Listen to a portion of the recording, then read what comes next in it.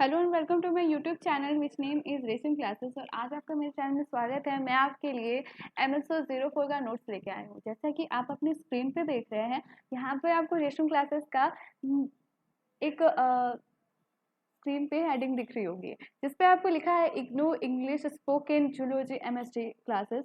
जी हाँ, इतने सारे इग्नू के अगर टॉपिक आपको कुछ भी जानने हैं, वो हमें आपके MSO से असाइनमेंट टू एनी इन्फॉर्मेशन तो आपको मेरे चैनल पर मिल जाएंगे।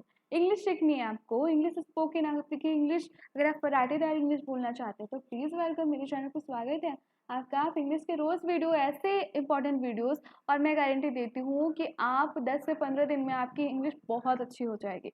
ठीक है, उसी के साथ जूलॉजी अगर किनका बायो है तो उनके लिए भी मेरे चैनल पे अवेलेबल है। MSD है अगर आपका तो आप प्लीज़ वहाँ पे विजिट कीजिए। अगर किसी का भी है तो आप उन्हें सजेस्ट कीजिए ये वीडियो कि प्लीज़ आप इस चैनल पे जाइए, सब्सक्राइब कीजिए, उसको लिंक शेयर कीजिए। और अगर आपने नहीं किया तो प्लीज़ आप भी कर लीजिए, क्योंकि ये आपके लिए एक ऐसा चैनल है जहाँ आपको ऑल सोल्यूशन मिलेगा। आप इस वीडियो से आपको पता चल जाएगा कि मैं क्या क्या प्रोवाइड कराती हूँ। मैं असाइनमेंट लेके सब कुछ प्रोवाइड कराती हूँ। प्लीज़ इस चैनल को आप ज़रूर सब्सक्राइब कीजिए। इसी के साथ चलिए इस वीडियो पे डिस्कशन करते हैं। वीडियो अच्छी लगी तो एंड तक देख लेना। आप पहले एक वीडियो तो देखो, आप बहुत सारे वीडियोस देखोगे, आपको अच्छी लगेगी आई होप। मैं आपके लिए ऐसे टॉप मोस्ट इम्पॉर्टेंट क्वेश्चन लेके आती हूँ जो आपके एग्जाम से जुड़े हुए, मतलब जुड़े कि आपके एग्जाम का पूरा सिलेबस। यानी आपको लेक्चर वीडियो अगर बस 3 से 4 मिनट में मिल जाए तो इसमें बहुत फायदे वाली बात है आपकी। और ये जो क्वेश्चन है वो एग्जाम में एग्जैक्ट आते हैं। आप इस क्वेश्चन में मैं 100% आपको दावा करती हूँ कि ये क्वेश्चन आएगी ही आएगी, क्योंकि जाति क्या है, अबाउट द जाति एंड कास्ट, इस पे क्वेश्चन हमेशा आता है और ये क्वेश्चन तो ज़रूर ही आएगा। तो इस क्वेश्चन पे पूरा का पूरा मैंने एक पहले भी वीडियो बनाया था, फिर से एक क्वेश्चन पे लेके आई हूँ कि जाति क्या है। आपको मैं बता दूँ कि जाति क्या है और कैसे। इन शॉर्ट अगर आपको लंबी वीडियो चाहिए तो मैंने पहले भी पोस्ट कर चुकी है, अपलोड कर चुकी हूँ। पर जाति क्या है और भारतवर्ष में जातीय सिद्धांतों पर टिप्पणी कीजिए। जाति के बारे में क्या क्या कॉन्सेप्ट दिए गए हैं, क्या क्या सिद्धांत है, इन सब के बारे में जानकारी हमें लेनी है इस वीडियो में। तो चलिए सीखते हैं और जानते हैं कि जाति क्या है। तो जाति किसे कहते हैं? जाति जिसे वर्ण का वह विकृत रूप माना जाता है जिसके अंतर्गत व्यक्ति की सदस्यता स्थिति कर्म के स्थान पर जन्म से निर्धारित की जाती है और खान पान, विवाह, व्यवसाय तथा सामाजिक संपर्क पर कुछ निश्चित प्रतिबंध भी लग जाते हैं। जी हाँ, अब इस टेंजे का हम मीनिंग समझते हैं। जाति जाति क्या है? जाति वर्ण का एक विकृत रूप है, यानी एक सेकेंड आप उसको रिफ्लेक्शन ही मान लीजिए। जाति उसे कहते हैं एक समुदाय पे जो आपको ये सदस्यता मिलती है कि आप इस समुदाय से हैं, और ये सदस्यता आपको प्राप्त नहीं करनी होती, आपको ये जन्म से ही मिलती है। जन्म से मिलने के साथ साथ एक जाति के कुछ कुछ आपको दायरे होते हैं या फिर कुछ अलग अलग क्वालिटी होती है। एक जाति दूसरी जाति से भिन्न इस कारण होती है क्योंकि उनके खान पान, रहन सहन, विवाह व्यवस्था, सामाजिक संपर्क, उनके जितने भी संस्कृति है, जितने भी रीति रिवाज है, वो एक दूसरे से अलग होते हैं। इन्हीं कारण से जाति जाति पे विभेद पाया जाता है। मैं एक यहाँ पे आपको सिंपल सा एग्जांपल देती हूँ। एक ब्राह्मण और एक क्षत्रिय के आप रहन सहन पे विभेद कर सकते हो कि एक ब्राह्मण का पहनावा क्या है, एक ब्राह्मण के कार्य क्या है और एक क्षत्रिय के कार्य क्या है। अब क्षत्रिय और ब्राह्मण पे आपने कर लिया इसका। अब मैं यहाँ पे कहती हूँ, आज के ज़माने की एक एग्जांपल लेती हूँ। यहाँ पे जाति का ऐसा कुछ इफेक्ट हमें नहीं देखने को मिलता, लेकिन भारत एक ऐसा देश है जिन पे बहुत से जातियों के लेके यहाँ पे पूरा देश में विविधता आती है और बहुत सारे जाति यहाँ एक साथ रहते हैं। हिंदू, मुस्लिम, सिख, ईसाई, इतने सारे लोग यहाँ पे एक साथ रहते हैं। सबके पहनावों में अलग अलग उनकी संस्कृति झलकती है। उसी के साथ कह सकते हैं कि उनका सबका अपना तरीका अलग है। सबकी इबादत और खुदा से और रब से सबसे दुआ करने का तरीका अलग है। यहाँ तक कि कह दें कि उनके मज़हब सबके अलग है और वो अपने अलग तरीक़ों से अपनी भाषाएं बोलती हैं। इतने सारे चीज़ हैं जो उनको अलग करती हैं और ये विभेद बताती है कि जाति धर्म क्या क्या अंतर है। तो यहाँ पे मैं कह सकती हूँ कि अब हम चलते हैं कि भारत में जाति व्यवस्था का विकास क्रम कैसे हुआ। तो यहाँ पे जाति व्यवस्था का विकास क्रम कहने का अर्थ है कि पहले की जाति, जैसे हमें पता है कि भारत को 3 कालों में डिवाइड किया जाता है। वैदिक काल हो गया, वैदिक काल से लेके फिर हम आते हैं प्राचीन भारत, फिर मध्य भारत, फिर आधुनिक भारत पे आते हैं। तो पहले प्राचीन भारत में जो था, उससे पहले का जो टाइम था, जैसे वैदिक काल कहते हैं, ऋग्वेदिक काल और जितने हमारे 4 वेद थे, तो उन सारे वैदिक काल में आखिर जाति की व्यवस्था कैसी थी और उनका विकास आधुनिक काल तक कैसे हुआ, इन सारी बातों पे हम चलिए तो यहाँ इस पे डिस्कशन करते हैं। कि जो वैदिक काल का ब्राह्मण, क्षत्रिय, वैश्य तीनों जो जातियां थी वो कर्म के अनुसार निर्धारित हुई थी। कोई भी व्यक्ति अपनी जाति परिवर्तन या किसी भी जाति पर विवाह कर सकता था, परंतु उत्तर वैदिक काल में 4 जातियां ब्राह्मण, क्षत्रिय, वैश्य व शूद्र विकसित हो गई।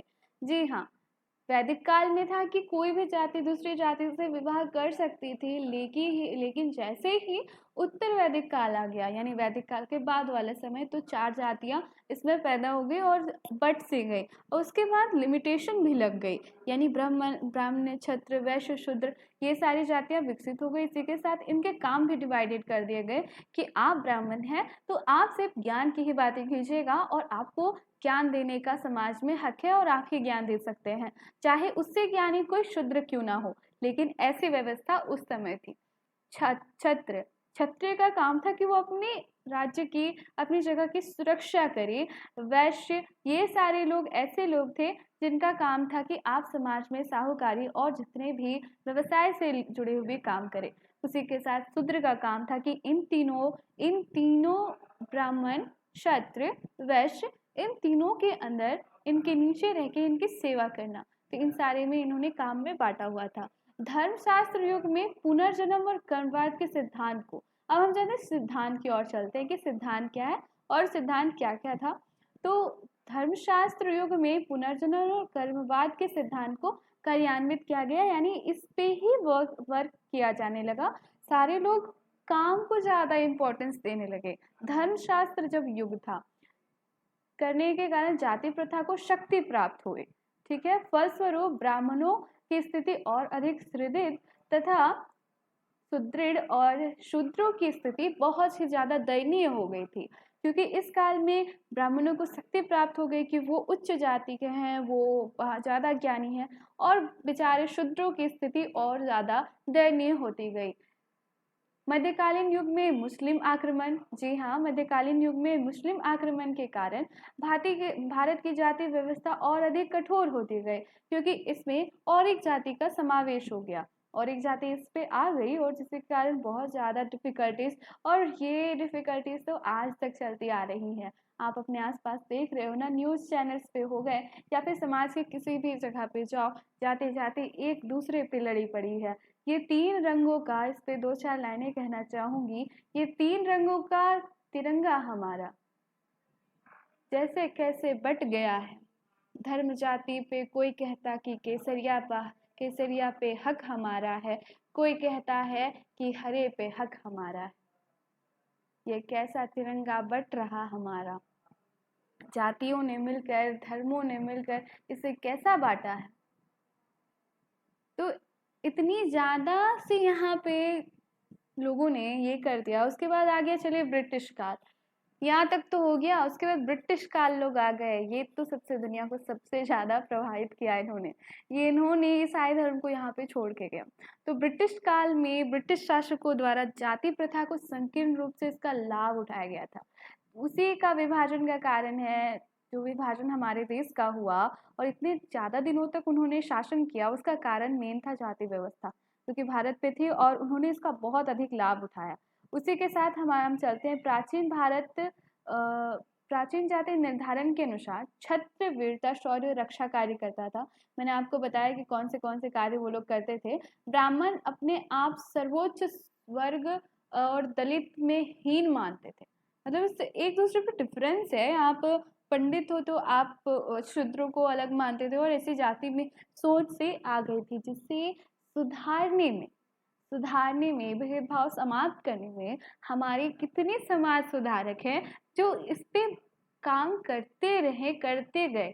जैसे कि राजा राम मोहन राय, राजा राम मोहन राय का आपने नाम सुना होगा। वो भारत के सबसे प्रथम जो है समाज सुधारक थे।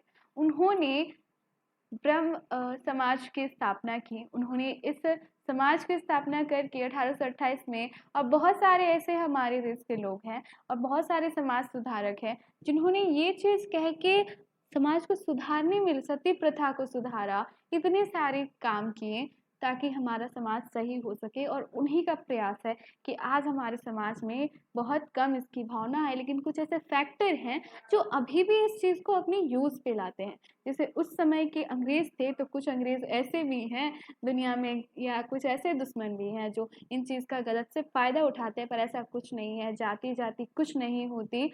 यहाँ पे सबके तो दो पैर और दो हाथ है, नैन दोनों ने भगवान ईश्वर अल्लाह दोनों ने दिया। फिर क्यों इतना एक इंसान दूसरे इंसान को जाति और बिरादरी धर्म में बांटने को तैनात है? बताइए ना, ये धरती तो कितनी बट गई है, पता नहीं और कितने बांटने को ये तैयार है। इसी के साथ इस वीडियो में बस इतना ही। उसी के साथ आप मेरे अनदर चैनल, जी हाँ, एक इन्फॉर्मेशन आपको और देना चाहती हूँ, और it is my kindly request कि आप प्लीज़ इस चैनल पे एक बार तो विजिट कीजिए, जिसका लिंक मेरे अनदर चैनल पे है, जहाँ पे आपको एक ब्यूटीफुल सरप्राइज मिलेगा अबाउट योर लाइफ। ज़िंदगी को जीना चाहते हैं और बहुत अच्छी अच्छी कविताएं। मैंने एक नई कविता पोस्ट की है जिसका टाइटल है, जिसका शीर्षक आता है कि बेटियां जब जिम्मेदार हो जाएंगी, जिस दिन बेटियां जिम्मेदार हो जाएंगी। तो इसकी दो चार लाइनें मैं कहना चाहूँगी कि बेटियों को जलाया जाना और फांसी में लटकाया जाना, पशुओं की तरह उन्हें प्रताड़ित किया जाना, ये सारी खबरें जैसे अखबारों में छपना बंद हो जाएंगी जिस दिन बेटियों के हाथ में रसोई का सामान नहीं, किताबें और किताबें ही पकड़ाई जाएंगी।